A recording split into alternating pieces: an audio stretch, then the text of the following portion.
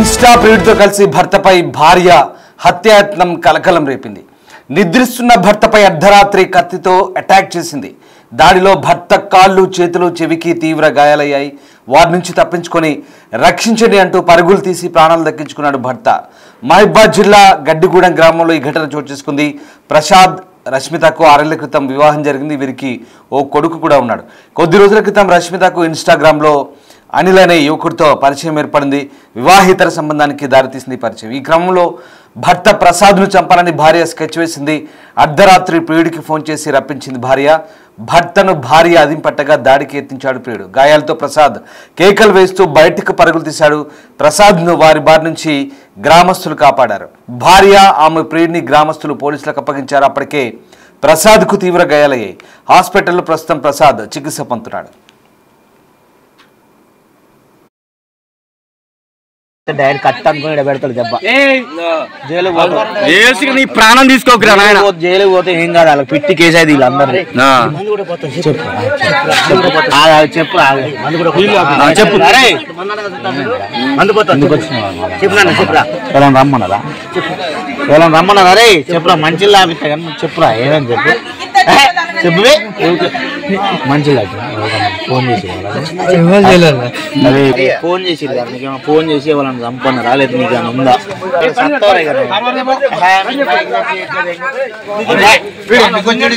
నేను చంపుతారా? మంచిగా చెప్పురా, ఈయన మంచిగా అడుగుతాడ్రా. ఎవరైనా రమ్మన్నారా చెప్పురా? రమ్మన్నారు చెప్తే ఏమన్నారు వీళ్ళంతా లేదు చంపుతారు. అరే ఎవరైనా ఫోన్ చేసి నిన్ను రమ్మన్నారు పలాని ఎవరైనా చేయన్నారా లేకపోతే నీ ఇష్టం వచ్చిన చెప్పబో. అరే నువ్వు ఎంత చెప్పు. అరే ఎవరు రమ్మన్నారు చెప్పురా, నీ మంచి కూడా చెప్తారు. అరే వాళ్ళ నాన్న వస్తే డైరెక్ట్ కట్ అనుకుని పెడతాడు దెబ్బ. జైలు నీ ప్రాణం తీసుకోకరా నాయన. జైలు పోతే ఏం కాదు, వాళ్ళకి పిట్టి కేసు అయితే వీళ్ళందరూ చెప్పు చెప్పు. అరే చెప్పురా,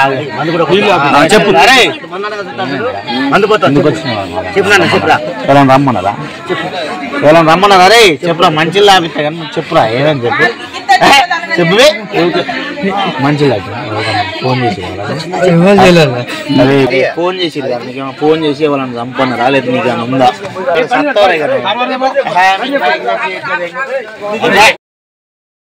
మహబూబాబాద్ జిల్లా గడ్డిగూడెంలో ఈ ఘటన చోటు చేసుకుంది. కొద్ది రోజుల క్రితం రష్మితకు ఇన్స్టాగ్రామ్లో అనిల్ అనే యువకుడితో పరిచయం ఏర్పడింది. ఇది వివాహేతర సంబంధానికి దారితీసింది. ఈ క్రమంలో భర్తను చంపాలని ఆ భార్య స్కెచ్ వేసింది.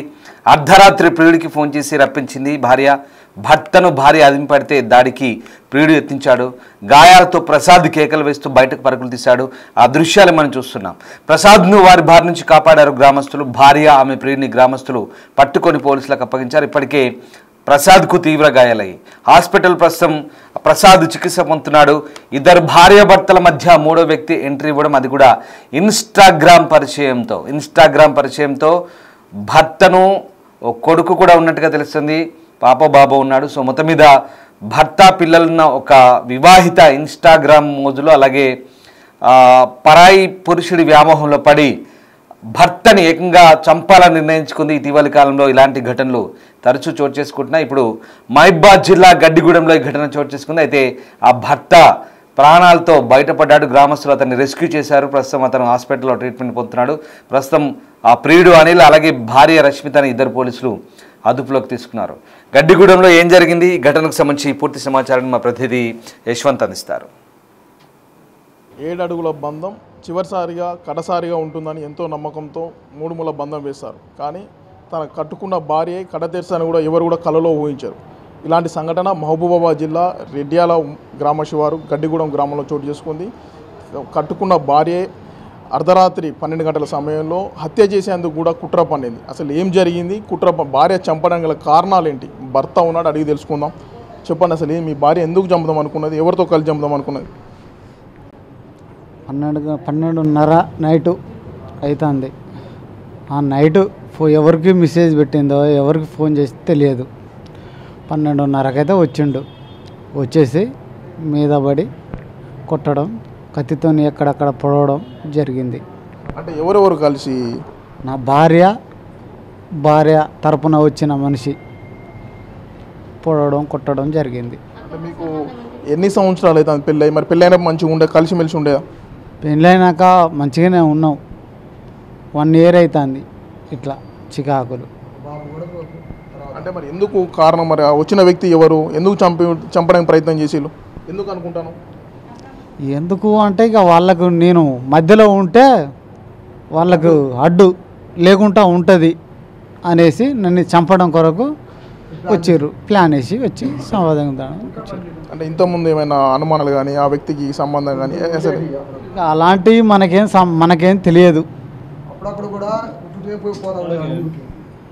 ఏదేమున్నా అటు సైడ్గా ఉండేదేమో తెలియదు. అంటే ఇప్పుడు నీకు ఏం కావాలి? మరి ఇప్పుడు నీకు ఫోన్ చేసి రమ్మని చెప్పింది. మొత్తానికి కట్టుకున్న భార్య చంపేందుకు ప్రయత్నం చేసింది. ఒక అక్రమ సంబంధంతో వ్యవహరించింది. నైట్ 12 గంటల రాత్రి ఓ వ్యక్తి కత్తితో దాడి చేస్తుండగా భార్య అదిమి పట్టింది. అరుపులు కేకులు వేయడంతో చుట్టుపక్కల ఉన్న వారంతా కూడా వచ్చి అతన్ని కాపాడి ప్రస్తుతం ట్రీట్మెంట్ అందిస్తున్నారు. అమ్మ చెప్పు, మీ ఏమవుతుంది? ఆయన కొడుకైతే రాత్రి 12 గంటలకు వచ్చిండు. వాడు వచ్చి ఇక కాలపడు, ఆయన కాలపడు, పెళ్ళం దొరకబట్టుడు, మెడకాయ 2 చేతులతోటి. ఇక ఆయన కొంచెం అరిసిండు. అరవగానే ఇంటి పక్కల వాళ్ళందరూ లేచి ఇక వాళ్ళ చుట్టూ తిరిగి ఆయనను పట్టుకొని ఇక పోలీస్. మరి మీ కొడుకును మరి కోడలికి ఇద్దరి మధ్య మంచిగా ఉండేది? పెళ్ళి ఎన్ని ఏళ్ళు అవుతుంది? ఎంతమంది పిల్లలు ఉన్నారు? కొడుకున్నాడు, ఒక కొడుకు 6 సంవత్సరాలు. కొడుకు మంచిగానే ఉండేది కానీ ఇక సంవత్సరాల లోపల కాంచెల్లే ఇక అట్లా జరుగుతాయి.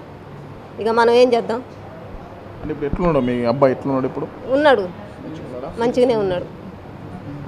అన్న మీరు చెప్పండి, అసలు ఏం జరిగింది మీ గ్రామంలో? ఇట్లాంటి సంఘటన ఇంతకుముందు మీ ఊళ్ళో ఎప్పుడైనా జరిగిందా? మీ గ్రామంలో ఇప్పుడే ఫస్ట్ టైం? ఇంతవరకు మా గ్రామ పంచాయతీలో నేను పుట్టే 40 సంవత్సరాలు అవుతుంది. ఇలాంటి ఎన్నడూ కూడా జరగలేదు. మేము ఇదే మొదటిసారి. అసలు మేము కూడా అనుకోని సంఘటన ఇది. మా విలేజ్లో ఎవరన్నా కూడా కలిసిమెలిసిగా ఏ కులాన్ని మతం అనే భేదం లేకుండా మంచి కలిసిమెలిసిగా ఉండేవాళ్ళం. ఈ సంఘటన చూసిన తర్వాత మాకు ఆందోళనగా భయంగా జరగడం జరిగింది. అయితే నైటు అమ్మాయి ఊరికి వెళ్ళింది. యాక్చువల్గా నిన్న మధ్యాహ్నమే ఊరికి వెళ్ళింది. మా బాబు ఏం చేసిందంటే నాటు అంటే మన మిరపనారు కోసమని వేరే ఊరికి వెళ్ళి మిరపనారు తీసుకొని వచ్చి రేపు పొద్దుగాల నారు పెట్టుకుందాం అని చెప్పేసి భార్యతో చెప్తే, నువ్వు పోయొచ్చే లోపల నేను ఊరికి పోయేస్తే మన ఇద్దరం కలిసి చెప్పేసి పకడ్బందీగా ఒక ప్లాన్ ప్రకారం అబ్బాయిని నమ్మించి మోసం చేయడం జరిగింది.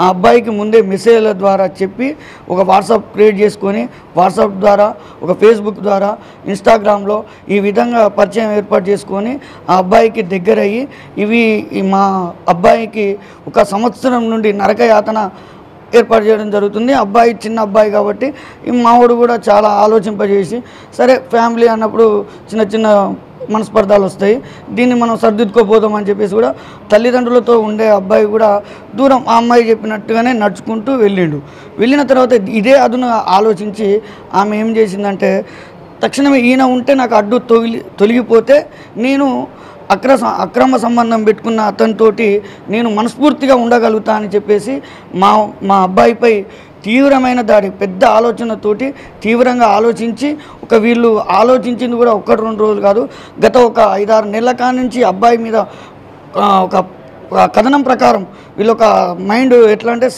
దుష్యం సినిమాలో చేసినటువంటి మైండ్ ప్రకారం చేసి అబ్బాయిని కడతీర్చాలని నైటు 12-1 ప్రాంతంలో అబ్బాయి మీద దాడి చేయడం జరిగింది. దీన్ని అబ్బాయి ఊరేసరికి మేము చుట్టుపక్కల ఉన్న వాళ్ళం ఎమ్మటే స్పందించి మా పిల్లగాళ్ళు ఎమ్మటే అబ్బాయిని పట్టుకోవడం, అమ్మాయి కూడా అప్పటిదాకా కూడా ఏం తెలియనట్టుగానే యాక్టింగ్ చేసి పొడిచినటువంటి కత్తిని కూడా దాసి ఆ అబ్బాయి షర్టును కూడా దాసి బీరో కింద పెట్టినాక తెల్లారి మేము ఆ అమ్మాయిని అడిగితే అప్పుడు చెప్తుంది మొత్తం స్టోరీ ఏంటి, అసలు ఏం కథ అంటే, ఇగో నాకు ఈ అబ్బాయి అంటే ఇష్టం, నేను అతనితోటే పోదాం అనుకున్నా, అతనే నన్ను బాగా బలవంతం చేసిండు, నేను కంపల్సరీ పోవాల్సి వచ్చింది, అందుకోసమే దాడి చేసినామని చెప్పి ఈ విధంగా అబ్బాయి మీద అటాక్ చేయడం జరిగింది.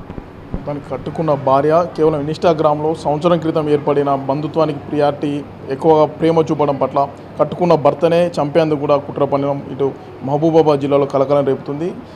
పనికి పోయిన సందర్భంలో భర్త ఎప్పుడైతే పనికి పోతున్నాడో ఆ పనికి పోయిన సందర్భంలో ఫోన్లో ఇన్స్టా ఫేస్బుక్ ద్వారా మెసేజ్ పెట్టడం, ఇది పక్కా ప్రణాళిక ప్రకారం కథనం ప్రకారం మాత్రమే హత్యకు కూడా యత్నించినట్టు కూడా ఇటు కుటుంబీకులు కూడా చెప్తున్నారు. మొత్తానికి ఇలాంటి కట్టుకున్న భార్యలే భర్తను కడతీర్చడం తరచుగా చూస్తున్న నేపథ్యం స్థానికంగా కూడా కలకలం రేపుతుంది. ఇట్లాంటి భార్యలను కఠినంగా శిక్షించాలి, ఇలాంటి సంఘటనలు పునరావృతం కాకుండా తప్పనిసరిగా కౌన్సిలింగ్ నిర్వహించాలని కూడా దీనికి సంబంధించిన బంధువులు కూడా ప్రభుత్వానికి కోరుతున్న పరిస్థితి. వీడియో జర్నలిస్ట్ వీరేందర్తో యశ్వంత్, బిగ్ టీవీ, మహబూబాబాద్.